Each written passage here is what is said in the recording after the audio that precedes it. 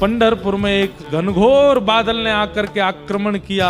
सब लोगों ने निश्चित किया कि जनाबाई को सूली पर चढ़ा दो। इसने ठाकुर जी के आभूषण चुराए। लोगों को पता चले कि पंढरीनाथ भगवान की किसी भी वस्तु का हरण करने से क्या होता है। थोड़ा सा रोष किया जनाबाई ने।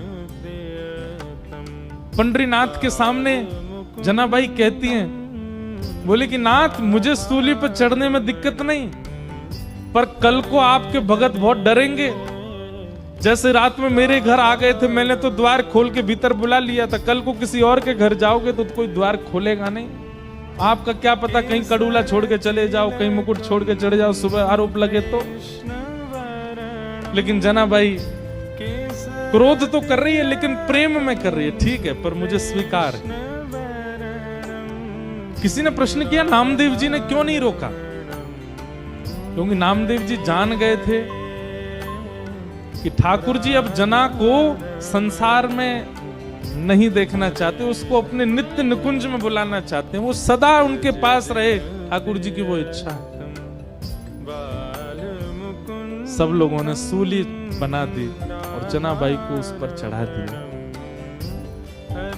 लेकिन जैसे ही जनाबाई सूली के ऊपर गई, विठ्ठल को स्मरण करके नेत्र सजल हो गए। ये हो नहीं सकता है, ये ठाकुर जी होने नहीं देंगे। और इतने में ही लाखों लोगों के सामने देखते देखते जो सूली बनाई थी वो पिघल गई। पिघल करके अंतर ध्यान हो गई, कोई सूली नहीं थी। जनाबाई स्वच्छंद खड़ी थी। ठाकुर जी ने उसको पिघला दिया, एक मोम की तरह पूरी सूली पिघल गई। लेकिन जनाबाई अब वापस संसार में आने वाली नहीं थी। खड़े खड़े जनाबाई ने वहीं अपने देह का त्याग कर दिया और श्री ठाकुर जी की नित्य लीला में प्रवेश करेंगे।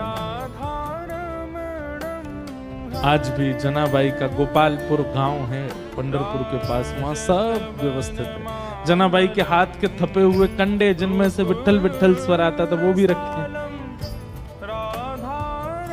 ठाकुर जी ने श्री नित्य लीला में प्रवेश करा दिया जनाबाई।